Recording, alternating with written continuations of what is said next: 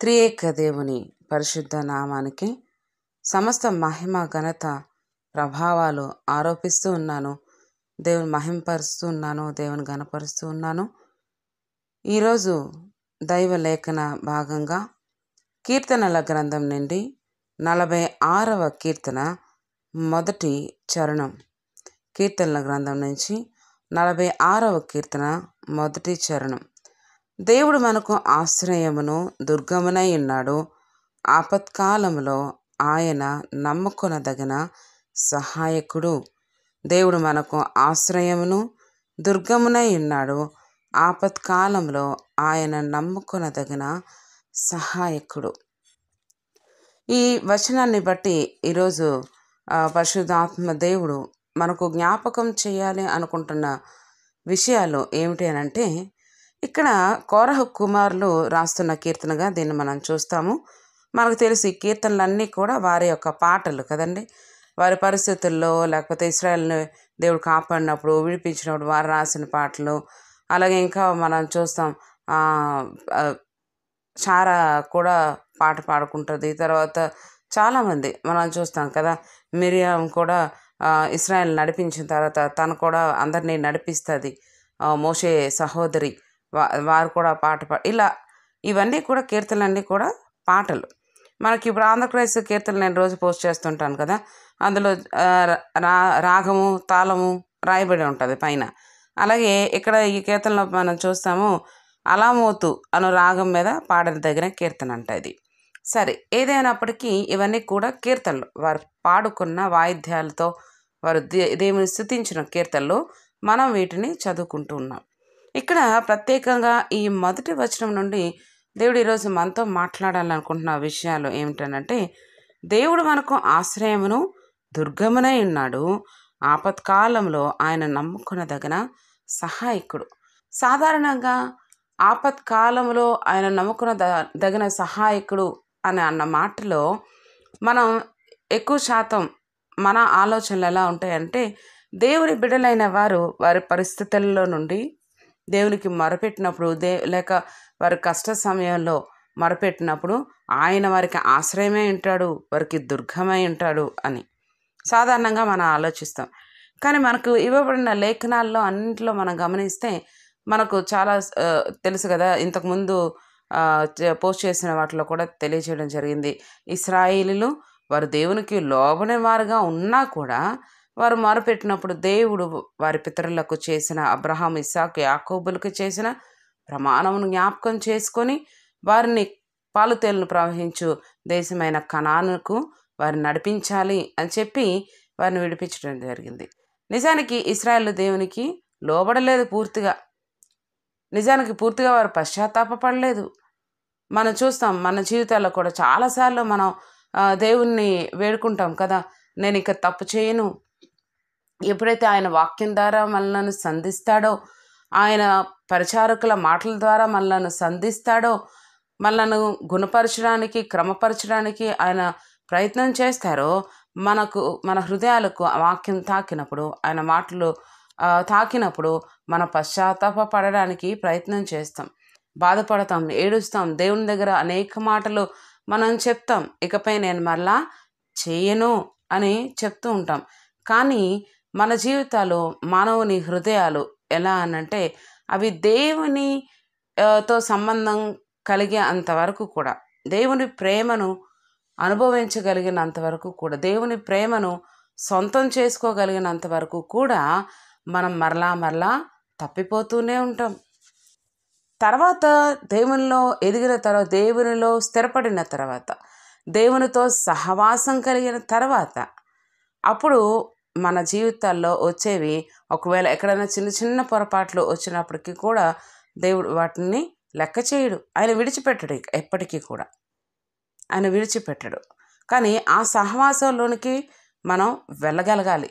ఇంతకుముందు కూడా ఏదో పాట సందర్భంలో నేను తెలియజేసిన మాటల్లో చెప్పడం జరిగింది. యోహాను మొదటి పత్రిక 1వ అధ్యాయం 7వ వచనంలో అలా అందులో చెప్పబడిన మాటలు, దేవునితో సహవాసం కలిగి ఉన్న తర్వాతే, వెలుగు సంబంధంగా జీవించిన తర్వాతే, చీకటి మనలో లేకుండా చేసుకున్న తర్వాతే యేసయ్య రక్తం వలన అప్పుడు ఆయన రక్తం కడుగుతుంది. సరే, ఏదైనప్పటికీ ఈరోజు చదువుకున్న ఈ వచనానికి సంబంధించి ఆలోచన చేస్తే, కేవలం దేవునికి లోబడిన వారు, దేవునికి భయపడిన వారు, లేకపోతే ఆయన మాట ప్రకారం జీవిస్తున్న వారు వారి ఆపత్కాల సమయంలో, వారి కష్ట సమయంలో, వారి ఇబ్బందుల్లో, వారి శ్రమల్లో, వారికి అపాయం కలిగినప్పుడు దేవుడు వారికి సహాయం చేయడం మాత్రమే కాదు. మనం లేఖనాల్లో గమనిస్తే ఆదికాండంలో మొదటి నరహంతకుని మనం చూస్తాం కదండి. ఎవరు మొదటి నరహంతకుడు? కయీను కదా. కయీను తన దేవుడు శపిస్తూ ఉన్నాడు, నువ్వు చంపిన నీ కుమారుని రక్తము నీ తమ్ముని సహోదరుని రక్తము నాకు మొరపెట్టింది, రక్తంకు ప్రాణం ఉంటుంది. ఎనివే, ఇక్కడ మనం తెలుసుకోవలసిన విషయం, పరిశుద్ధాత్మ దేవుడు మనకు జ్ఞాపకం చేస్తున్న విషయం, కయీను తన దోష శిక్ష భరింపలేనంత గొప్పది అని దేవునితో అంటూ ఉన్నాడు. దేవుడు ఏం చెప్పాడు అనంటే, ఆదికాండం 4వ అధ్యాయం 12వ వచనం చూస్తే, నీవు నేలను సేద్యపరిచినప్పుడు అది తన సారము ఇక మీదట నీకియ్యదు, నీవు భూమి మీద దిగులు పడుచు దేశదింబరవై యుందువనెను. ఇలాగే ఇంకొక వ్యక్తితో కూడా దేవుడు సేద్యపరచడం గురించి చెప్పారు. సేద్యపరచడం భూమిని సేద్యపరచడం అన్నది మొదటి నుంచి ఏదైనా తోటలో దేవుడు ఆదామును కలుగజేసిన తర్వాత తూర్పున ఒక ఏదైనా తోటను ఆయన సృష్టించి ఆయన కలుగజేసి అందులో ఆదామును తీసుకెళ్ళి పెట్టినట్లు మనం చూడవచ్చు. రెండవ అధ్యాయంలో 7వ వచనం నుంచి మనం ఆ మాటలు చూడగలం. అయితే ఎప్పుడైతే వీరు దేవునికి వ్యతిరేకంగా ఆయన మాటను ధిక్కరించి వారు పాపం చేశారో, దేవుని వ్యతిరేకించారో, అప్పుడు దేవుడు వారిని శపించారు కదా. కొన్ని మాటలతో ఆయన శపించడం అంటే కూడా కొన్ని మాటలతో ఆయన వారిని వారి యొక్క తప్పును బట్టి, వారి పొరపాటును బట్టి వారిని శిక్షించినట్లు మనం చూస్తాం.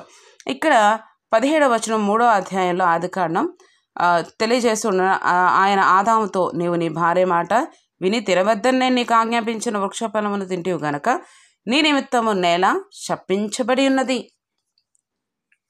ఇక్కడ ఒక మాట జ్ఞాపకం చేయాలండి. ఆదాము చేసిన తప్పిదం వలన వారు దేవుని మాటకు లోబడకుండా దేవుని మాటను ధిక్కరించి వారు ఆయన చెయ్యొద్దు అని పని చేయడం వలన అక్కడ నేల శపించబడింది. ఈ మాట చాలాసార్లు చూస్తామండి. యెషయా గ్రంథంలో, ఇర్మియా గ్రంథంలో వారి ప్రవర్తనను బట్టి, వారు దేవుని యొక్క ఉద్దేశాలను ఆలోచించకుండా, ఆయన మందిరం యొక్క ఉద్దేశాలను ఆలోచించకుండా, లాస్ట్ లెంట్ ప్రేయర్స్లో మా సంఘంతో చాలా మాటలు దేవుడు నా ద్వారా తెలియజేశారు. ఏంటంటే ఆయన మందిరం గురించి చెప్పబడిన ప్రతిదినము జ్ఞాపకం చేసుకుంటూ వచ్చారండి మాకు.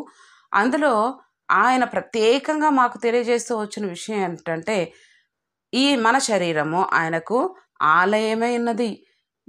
అది ఆలయంగా ఆయనకు మనం ఉంచకుండా మన ఇష్టానుసారంగా ఈ లోకపైన వాటిపైన మన ఆలోచనలు కలిగి ప్రయాసపడితే దానివల్ల ఆయన కోపించే దేవుడుగా ఉన్నాడు,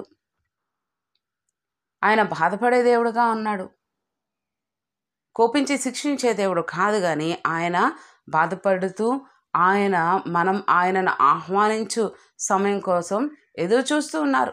ఈ లేఖనాలన్నీ మనలను క్రమపరుస్తున్న విధానం దేనికోసం? ఆయన మనుషులను కలుగజేసుకున్నది కదా. ఆయన తన రూపంలో కలుగజేసుకున్నాడు. యేసే చెప్తారు కదా, నీ యందు నేనును నా యందు వీరును ఉండునట్లు నువ్వు ఆశీర్వదించని అడుగుతాడు. ప్రార్థన చేస్తారు యేసే అందరి కొరకు. ఏదేమైనప్పటికీ ఇక్కడ మనం చూస్తాము, ఆదాము వారు చేసిన పనిని బట్టి, వారు దేవుని దుఃఖపెట్టిన స్థితిని బట్టి దేవుడు వారికి ఆయన శిక్షను ఇస్తూ ఉన్నారు. ఏమి అనంటే, ఇక్కడ 3వ అధ్యాయం 17వ వచనం చూస్తాం. గనుక నీ నిమిత్తము నేల శపించబడి ఉంది అంటూ, అది నువ్వు కష్టపడి నువ్వు ఇక ప్రయాసతో నీవు బ్రతుకు దినములన్నీ దాని పంట తిందువు, అది ముండ్ల తుప్పలను గచ్చపొదలను నీకు మొలిపించును, పొలంలోని పంట తిందువు, నీవు నేలకు తిరిగి వెళ్ళిపోతావు. ఇక్కడ ఆయన చెప్తున్న మాట, నీ నిమిత్తం నేల శపించబడి ఉంది. పరిశుద్ధాత్మ దేవుడు ఈ లేఖనం ద్వారా మనకు జ్ఞాపకం చేస్తున్న విషయం ఏంటంటే, నీ యొక్క పాపస్థితి, నీవు దేవుని వ్యతిరేకించే పరిస్థితులు, నీవు దేవుని దుఃఖపెట్టే పరిస్థితులు, ఈ జీవితంలో నీ యొక్క ప్రయాణ విధానం దేవుని ఎదుట ఏ విధంగా ఉంటుందో, ఎన్ని పొరపాట్లు వాటన్నింటినీ దేవునికి వ్యతిరేకంగా చేసే ప్రతి దానికి మన వలన శపించబడి ఉంటాయండి. ఇందాక చెప్పినట్లు ఇర్మియా గ్రంథంలో, యెషయాలో యూదా జనాంగం గురించి దేవుడు చెప్తాడు, మీరు మీ ఇళ్ళు కట్టుకోవడానికి మీరు ప్రయాసపడుతూ ఉన్నారు, నా మందిరాన్ని మీరు పట్టించుకోవట్లేదు.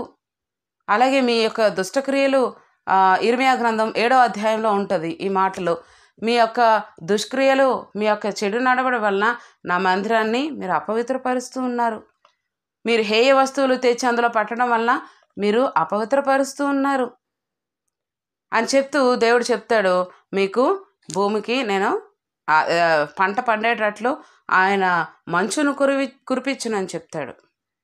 మొదట్లోనే ఆదికాండంలో మనం చూస్తాం, కింద భూమి నుంచి అంతవరకు వృక్ష ఫలాలు అన్నీ ఆయన వచ్చినా కూడా పొలంలో పంట ఏవి పైకి రాలేదు. ఇంకా మొక్కలు పైకి రాని స్థితిలో ఉన్నప్పుడు భూమిలో నుండి ఆవిరి పుట్టినప్పుడు, ఆ ఆవిరి కదండి మనకు చాలా వరకు తెలుసు, మంచు అన్నది ఈ యొక్క పంట అభివృద్ధికి చాలా ప్రాముఖ్యం. అక్కడ ఇర్మియా గ్రంథంలో తెలియజేస్తే, నేను ఇంకా మీకు మంచు కురిపించను, మీ పంటలు అభివృద్ధి కలగడానికి వీల్లేదు. ఎందుకంటే వారు దేవునికి లోబడట్లేదు కాదు, వారు నరహత్య చేస్తూ ఉన్నారు. ఇర్మియా గ్రంథం 7వ అధ్యాయంలో మనం చూస్తే, వారు దేవుడు చెప్పని దానిని వారికి వారు సొంతంగా ఆలోచించుకొని, నాకు తోచని దానిని, నాకు ఇష్టం కాని దానిని, నేను అసలు చెప్పని దాన్ని యూదా జనాంగం చేస్తూ ఉన్నారు. ఏమిటి అనంటే, తోఫెతు అనే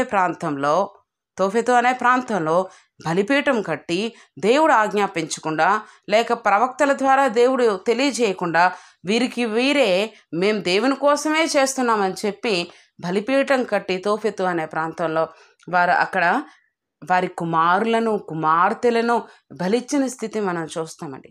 దేవుడికి చాలా దుఃఖం వచ్చింది. చెప్తాడు ఇర్మియాతో, వారి కోసం నువ్వు ప్రార్థన చేయకు, వారి కోసం నువ్వు మొరపెట్టకు. ఎందుకంటే ఇర్మియా ప్రవక్త వారు దేవునికి లోబడిన బిడ్డలు కదా. ప్రవక్తలు వారు దేవునికి పూర్తిగా లోబడితేనే దేవుడు వారిని ప్రవక్తలుగా ఎన్నుకున్నాడు, వారిని వాడుకున్నాడు. కాబట్టి ఇర్మియా ఒకవేళ వారి గురించి ప్రార్థన చేస్తే దేవుడు వారిని క్షమించాల్సిన పరిస్థితి వస్తుంది. ఇక్కడ మనం చూస్తే కయీను తన నరహత్య చేశాడు. దేవుడికి చాలా కోపం వచ్చింది కదండి. దేవుడికి చాలా కోపం వచ్చి సహోదరునే చంపేశాడు. కానీ ఆయన ఇప్పుడు మనం చదువుకున్న ఈ కీర్తన గ్రంథం ఉంది కదా, 46వ రోజు మనం చూస్తాం, ఆయన ఆశ్రయదుర్గమునై ఉన్నాడు, ఆపత్కాలంలో ఆయన నమ్ముకొనదగిన సహాయకుడు. మన దేవుడు ఆయన నమ్ముకొనదగిన సహాయం ఎలాంటి పరిస్థితుల్లో అంటే, మనం చూస్తాం ఆదికాండం ప్రారంభంలోనే మొదటి నరహత్య చేసినటువంటి కయీను విషయంలోనే దేవుడు తను శపించినప్పుడు, నీవు కష్టపడి నువ్వు నేలను సేద్యం చేస్తావు కదా, 12వ వచనం చూడొచ్చు, 4వ అధ్యాయం 12 ఆదికాండం, నీవు నేలను సేద్యపరిచినప్పుడు అది తన సారమును ఇక మీదట నీకు ఇయ్యదు. నీవు కష్టపడినా కూడా నీకు సారము ఇయ్యదు. నీవు భూమి మీద దిగులుపడుచు దేశదిమ్మరివై యుందువనను. అందుకు కయీను, నా దోష శిక్ష నేను భరించలేనంత గొప్పది, నేడు ఈ ప్రదేశం నుండి నన్ను వెలగొడుతివి, నీ సన్నిధికి రాకుండా వెలివేయబడి దిగులు పడుచు భూమి మీద దేశదిమ్మరనై యుందును. కావున నన్ను కనుగొని వాడెవడో వాడు నన్ను చంపునని యెహోవాతో అనెను. అందుకు యెహోవా అతనితో, కాబట్టి ఎవడైనాను కయీనును చంపినడలా వానికి ప్రతిదండన 7 అంతలు కలుగుననెను. ఎంత ఎంత ప్రేమామయుడు కదండి.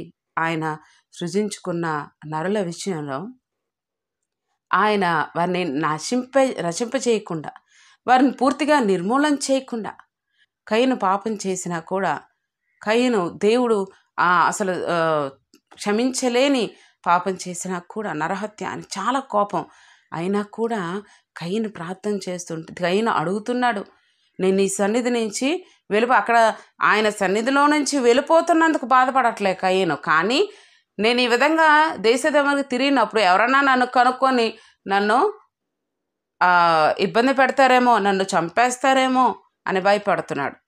అందుకే ఇలాంటి స్వభావం కలిగిన కయ్యను గనుకే, దేవుని సన్నిధిలో ఉండాలి అన్న ఆలోచన లేని కయ్యను గనుకే, దేవుని సహవాసంలో ఉండాలి అనే పడే తత్వం లేని కయ్యను గనుకే తను హృదయపూర్వకంగా దేవునికి అర్పించలేకపోయాడు. హేబేలు దేవునికి అర్పించాడు. తను చనిపోయినా కూడా తన ప్రాణం దేవునికి మొరపెడుతూ ఉంది. ఆపత్కాలంలో ఆయన నమ్ముకొనదగిన సహాయకుడు. ఆయన మరణించి ఈ లోకంలో శరీరరీతి మరణించిపోయినా కూడా తన ప్రాణం పెట్టిన మొరను, హేబేలు ప్రాణం పెట్టిన, రక్తం పెట్టిన మొరను ఆయన వింటూ ఉన్నాడు. ఇక్కడ కయీను శపిస్తూ ఉన్నాడు. కానీ శపించబడిన తరువాత కయీను దేవుని ప్రాధేయపడుతూ ఉన్నాడు. ఒకవేళ మరి నేను ఈ విధంగా తిరిగినప్పుడు ఎవరైనా నన్ను కనుక్కొని నన్ను నిర్మూలన చేస్తారు అని అన్నప్పుడు దేవుడు చెప్తూ ఉన్నాడు కదా, అక్కడ ఆయన కనికరిస్తూ ఉన్నాడు. కోపంలో కనికరించే దేవుడు అండి మన దేవుడు. మరలా చెప్తున్నాను, ఆయన మనిషి స్వభావం కాదు. మనం చాలాసార్లు మన ఆలోచనలు దేవుని మనుషులతో పోలుస్తూ ఉంటాం. ఆత్మీయ జీవితంలో ఎదిగేటప్పుడు కూడా చాలాసార్లు నేను ఇలా చేశాను కదా, అయ్యో ఇలా చేశాను కదా, దేవుడు ఎలా ఫీల్ అవుతాడేమో. No, he is not a human being. ఆయన ఆలోచన విధానం మనుషుల ఆలోచన వంటిది కాదు. ఆయన ఆలోచన విధానం మనుషుల ఆలోచన వంటిది కాదు. లేఖనాల్లో ఉంది కదా, నా తలంపులు మీ తలంపులు వేరు, పూర్తిగా వేరు, పూర్తిగా వేరు. ఇక్కడ ఈ కయ్యను చేసే ప్రార్థన దేవుడు వింటూ ఉన్నాడు. కోపంలో కూడా ఆయన కనికరిస్తూ ఉన్నాడు. ఇదే విధంగా మరి ఒక వ్యక్తి కూడా ఇదే అధ్యాయంలో మనం చూస్తాం. లెమెకు తన భార్యలను ఇద్దరు భార్యలను చేసుకున్నది మొట్టమొదటిది ఎవరంటే లెమెకేనండి. ఇక్కడ లేఖనంలో మనకిచ్చిన ఆధారం ప్రకారం అంతవరకు ఒక్కొక్క భార్య ఉన్నారు ప్రతి ఒక్కరికి. కానీ లెమెకు మాత్రమే మనం చూస్తాము. నేను మీకోసం చదివి వినిపిస్తాను. కయీను దేవుని దగ్గర నుంచి వెళ్ళిపోయిన తర్వాత ఏదేనో తూర్పు దిక్కున ఉన్న నోదు అనే దేశానికి వెళ్ళిపోయాడు. కయీను తన భార్యను కూడినప్పుడు ఆమె గర్భవతి హనోకును కనెను. 17వ వచనం 4వ అధ్యాయంలో. అప్పుడు అతడు ఒక ఊరు కట్టించి ఆ ఊరికి తన పేరు పెట్టుకున్నాడట, హనోకుకు ఈరాదు పుట్టెను. ఈరాదు మహూయాయేలును కనెను. మహూయాయేలు మతూషాయేలును కనెను. మతూషాయేలు లెమెకును కనెను. సో లెమెకు యొక్క తండ్రి ఎవరంటే మతూషాయేలు. ఇక్కడ మనం చూడొచ్చు, కయీను తర్వాత హనోకు తర్వాత ఈరాదు అంటే రెండవ తరం, తర్వాత ఈరాదు తర్వాత మతూషాయేలు మూడవ తరం తర్వాత లెమెకు 4వ తరం. సో కయీను వంశావళిలో 4వ తరంలో ఉన్నవాడైన లెమెకు తను ఇద్దరు భార్యలు చేసుకున్నాడు. ఇక్కడ వారి పేర్లు కూడా వ్రాయబడ్డాయి. ఆదా సిల్లా అనే వారిని వివాహం చేసుకున్నాక ఆదాకు పుట్టినటువంటి కుమారుడు అయిన లెమెకు గురించి ఇప్పుడు మనం జ్ఞాపకం చేసుకుంటూ ఉన్నాం. ఇక్కడ 23వ వచనంలో చూస్తే లెమెకు తన భార్యలతో అప్పటికి కుమారులు కలిగారు. వారికి ఆదాకు కుమారులు ఉన్నారు, సిల్లాకు కుమారులు ఉన్నారు, కుమార్తె ఉంది. మొదటి కుమార్తె మనకు ఇక్కడ మెన్షన్ చేసిన కుమార్తెల్లో మొదటి కుమార్తె అంటే అవ్వమ్మకు పెట్టిన పేరు తర్వాత మొదటిగా చెప్పబడిన పేరు ఇదేనండి. 22వ వచనంలో చూస్తాం, సహోదరి పేరు నయమా, సిల్లాకు పుట్టిన కుమార్తె. లెమెకు సిల్లాలకు పుట్టిన కుమార్తె నయమా. ఏదైనా ఇక్కడ లెమెకు గురించి ఆలోచన చేస్తే వారిద్దరు భార్యలను పిలిచి లెమెకు తెలియజేస్తూ ఉన్నాడు. 23వ వచనంలో జాగ్రత్తగా వినండి. ఇక్కడ ఇంతకుముందు కయీను చేసిన నరహంతకుని ఒక ప్రార్థనను దేవుడు ఆలకించి తన కోపాన్ని పక్కన పెట్టి తను కనికరించి తన్ను ఎవరైనా ఒకవేళ చంపడానికి చూస్తే వారికి 7 అంతలు వస్తుందని చెప్పిన మాట మనం చూస్తున్నాం. ఇక్కడ లెమెకు తన భార్యను పిలిచి అంటాడు కదా, 4వ అధ్యాయం 23వ వచనం నుంచి, ఓ ఆదా ఓ సిల్లా నా పలుకు వినుడి, లెమెకు భార్యలారా నా మాట ఆలకించుడి. నన్ను గాయపరిచినందుకై ఒక మనిషిని చంపితిని, నన్ను దెబ్బ కొట్టినందుకై ఒక పడుచువాని చంపితిని. 7 అంతల ప్రతిదండన కయీను కోపము వచ్చిన ఎడల కయీను కోసము వచ్చిన 7 అంతల ప్రతిదండన కయీను కోసం వచ్చిన ఎడల లెమెకు కోసము 77 అంతలు వచ్చిన నేను. అక్కడ దేవుడు చెప్పట్లేదండి ఈ మాటలు, లెమెకు ప్రార్థన చేయట్లేదు, కానీ డిక్లేర్ చేస్తున్నాడు. తనకు తానే ఒక స్టేట్మెంట్ ఇచ్చుకుంటున్నాడు తన భార్యలను పిలిచి. ఏమనంటే, నేను ఒక పడుచువని నేను చంపేశాను, నన్ను గాయపరిచినందుకు ఒక మనిషిని చంపేశాను, నన్ను దెబ్బ కొట్టినందుకే ఒక పడుచువని చంపితిని. కయీను చేసిన ఆ తప్పిదము తన తరాల్లో ఆ కోపము దేవునికి లోబడని స్థితి, దేవుని సన్నిధి కొరకు ఆతురపడని స్థితి, దేవుని సహవాసం కొరకు ఆలోచన లేని స్థితి మనం చూస్తున్నాము. కయీను అక్కడ ప్రార్థన చేసినప్పుడు కూడా, నీ సన్నిధి నుంచి నువ్వు పంపేస్తున్నావు, నీ సన్నిధి నుంచి వెళ్ళిపోతున్నందుకు బాధ లేదు, కానీ నేను బయటికి వెళ్ళిపోయి నీవిచ్చిన శపించబడిన ఈ శాపంతో నేను వెళ్తే ఎవరో ఒకరు నన్ను కనుక్కొని ఇలా బతుకుతున్నది, నన్ను చంపేస్తారేమో. ఇక్కడ లెమెకును చూస్తున్నాం, 4వ తరం కయీను వంశావళిలో 4వ తరమైన లెమెకు ఇక్కడ చేస్తున్న మాటలు. తనకు తానే దేవుడిని అడగలేదు, ప్రార్థన చేయలేదు, కానీ తనకు తాను డిక్లేర్ చేసుకుంటున్నాడు. కయీనుకి 7 అంతలైతే నాకు 24వ వచనంలో 77 అంతలు వచ్చున నేను అని చెప్పి తన భార్యలైన ఆదా సిల్లాలను పిలిచి వారితో మాట్లాడుతున్న మాటలు మనం చూస్తున్నాం. ఇదే లేఖనాల్లో మొట్టమొదటిగా దేవుని నామం పేరట ప్రార్థన చేసిన ప్రార్థన మనం చూస్తామండి. అది ఎవరి ద్వారా అంటే, మరలా అబ్రహాము తన భార్యను కూడినప్పుడు వారికి ఒక కుమారుడు కలుగుతాడు. అప్పుడు కయీను చంపినటువంటి హేబేలుకు బదులు నాకు దేవుడు మరలా కుమారుని దయచేశాడని చెప్పి తనకు షేతు అనే పేరు పెడుతుంది. ఇక్కడ మనం చూసిన 25వ వచనంలో, ఆదా మరలా తన భార్యను కూడినప్పుడు ఆమె కుమారుని కని, కయీను చంపిన హేబేలునకు ప్రతిగా దేవుడు నాకు మరి యొక్క సంతానమును నియమించుననుకొని అతనికి షేతు అని పేరు పెట్టిన. సో ఆదాము ఈ పేరు పెట్టాడు, అతనికి షేతు అని పేరు పెట్టెను. మరియు షేతునకు కూడా కుమారుడు పుట్టెను, అతనికి ఏనోష్ అని పేరు పెట్టెను. అప్పుడు యెహోవా నామమున ప్రార్థన చేయుట ప్రారంభమైనది.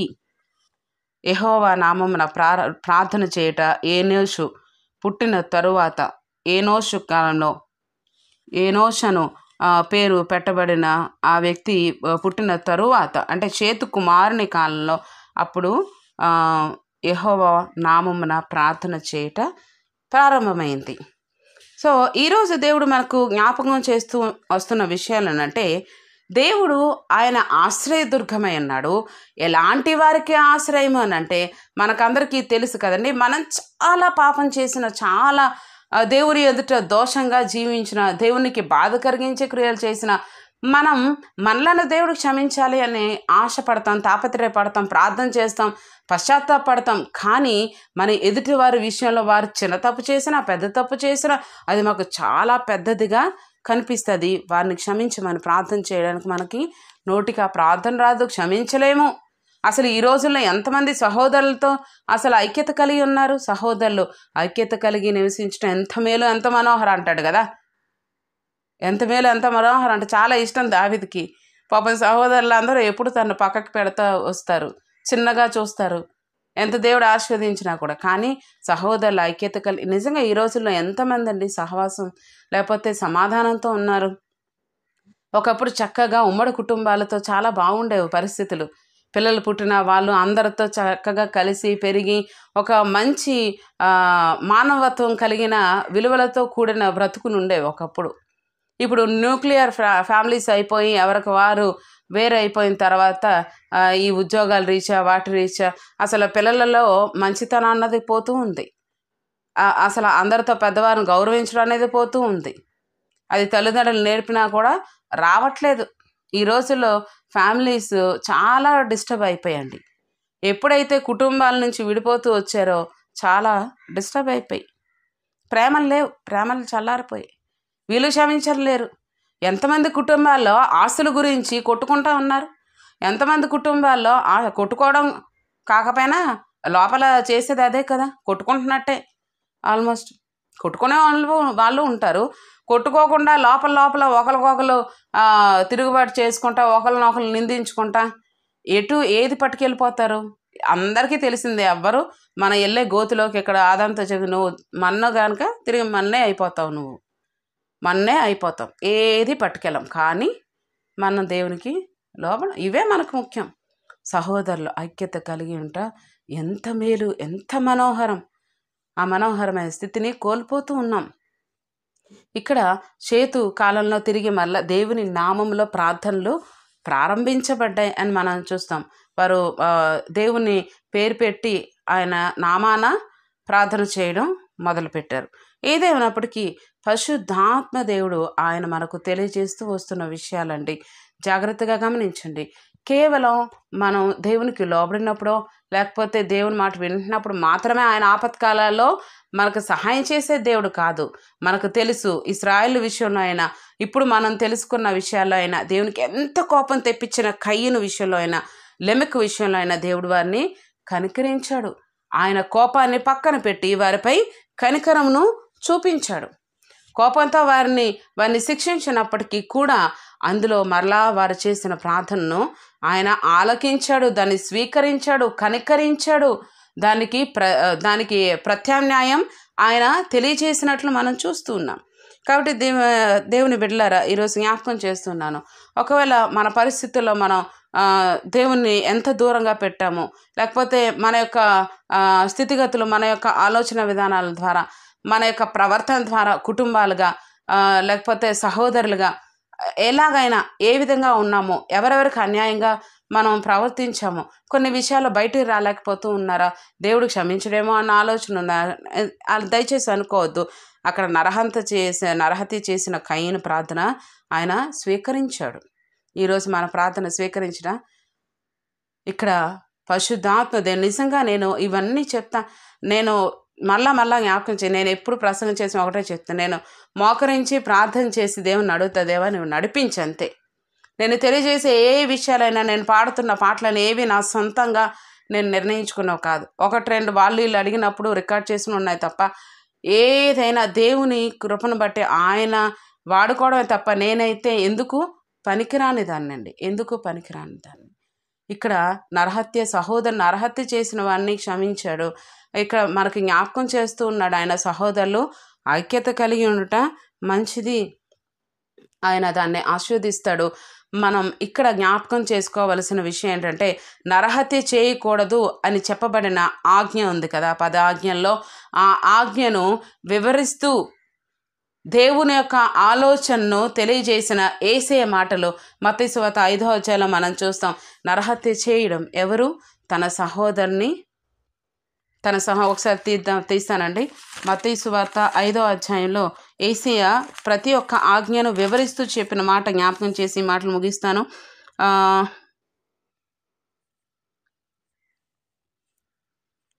ఒక్క నిమిషం.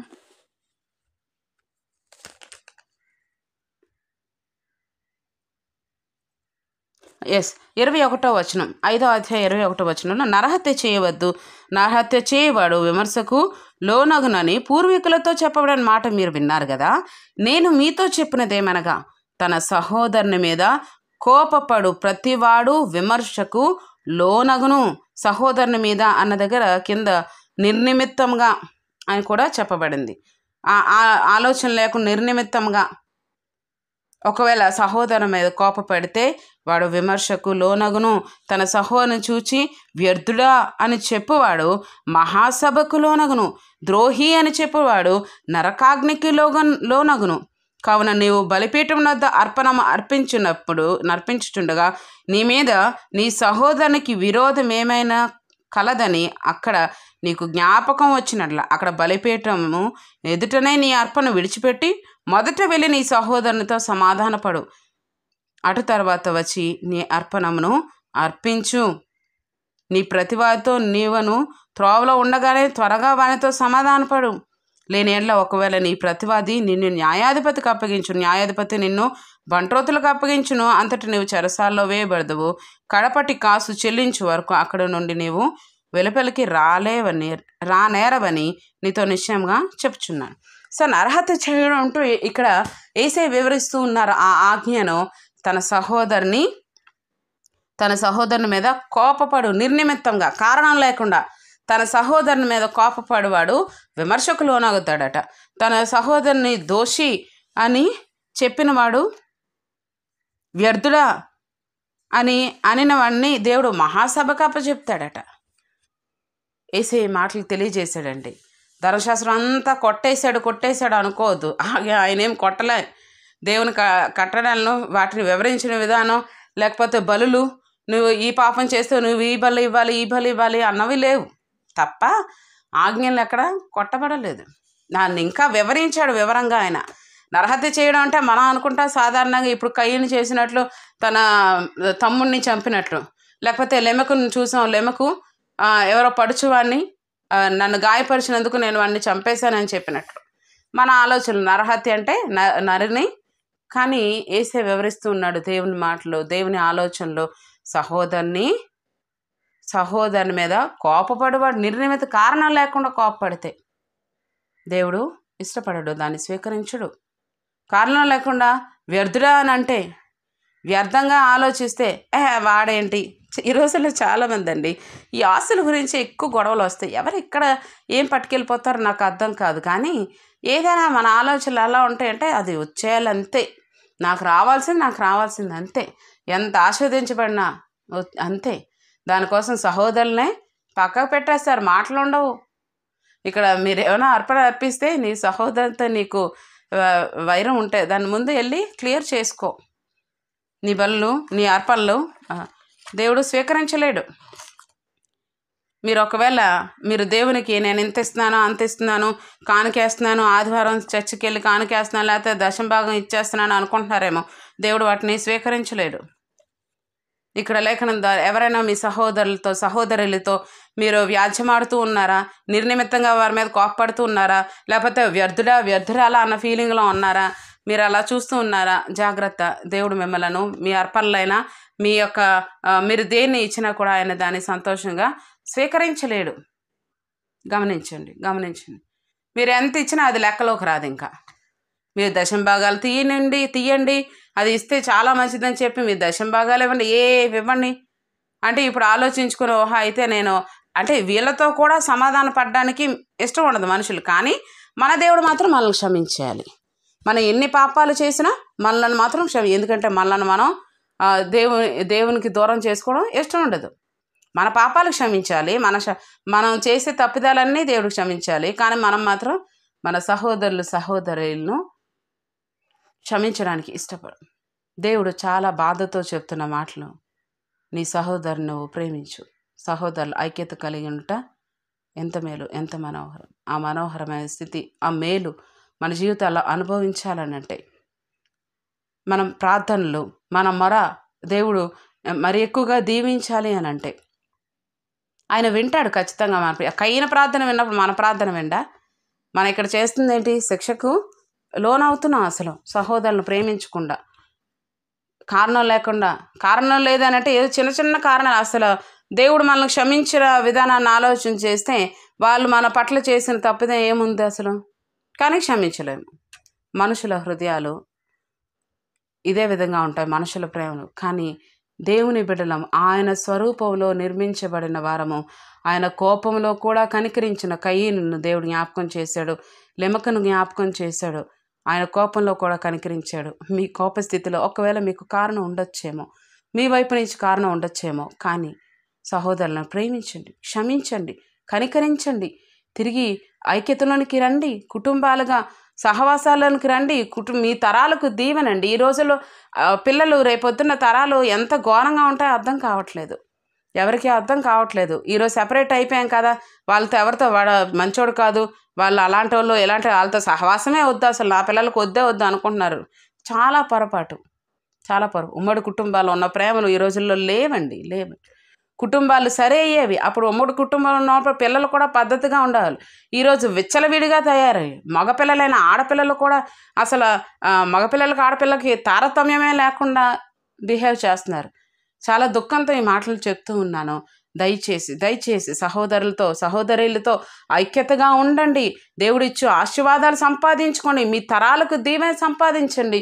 మీ పిల్లల భవిష్యత్తు, మీ పిల్లల జీవితాల్లో కుటుంబాలు, మీ సహోదరుల వారి యొక్క కుటుంబాల ఆ ఐక్యత వారికి తిరిగి ఇవ్వండి. అదేం కష్టం కాదు. ఒక్క నిమిషం వెళ్ళి నన్ను క్షమించు అని అడగండి. నన్ను క్షమించు, ఇంతవరకు జరిగింది ఒక మాట చెప్పగలరా? దేవుడు మిమ్మల్ని ఇన్ని విషయాల్లో క్షమిస్తూ ఉన్నాడు కదా, ఇంత ద్రోహం చేసినా క్షమిస్తూ ఉన్నాడు కదా, కనుకరిస్తూ ఉన్నాడు కదా.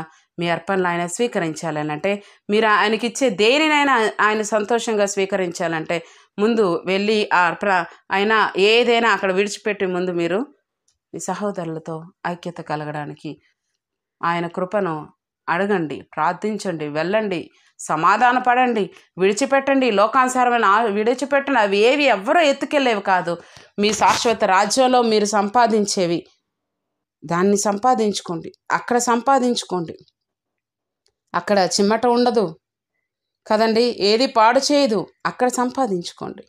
దేవుడు అట్టి కృప మీ అందరికీ కూడా అనుగ్రహించాలని కోరుకుంటూ పరిశుద్ధాత్మ దేవుని నా హృదయాంతరంగాలలో నుండి దేవుని స్తుతిస్తున్నాను. ఇటు రీతిగా ఆయన వాడుకుంటున్న విధాన్ని బట్టి, ఆయన మాట్లాడిన ప్రతి మాటను బట్టి నేను స్తుతిస్తూ ఉన్నాను. ఈ మాటలు ఎవరెవరైతే వింటూ ఉన్నారో, ఎప్పుడు విన్నా, ఏ సమయంలో విన్నా, ఎన్ని సంవత్సరాలు అయ్యాక విన్నా, దేవుడు మీ జీవితాల్లో గొప్ప కార్యాలు ఆయన చేసి మిమ్మల్ని సమాధానపరిచి మీ యొక్క ప్రార్థనలను ఆయన ఇష్టపూర్వకంగా స్వీకరించి ఆయన అనుగ్రహించే మెండైన దీవెనలను సంపాదించుకున్నట్లు మిమ్మల్ని ఆశీర్వదించాలని కోరుకుంటూ ఈ మాటలతో ముగిస్తున్నాను. దేవుడు మీకు తోడై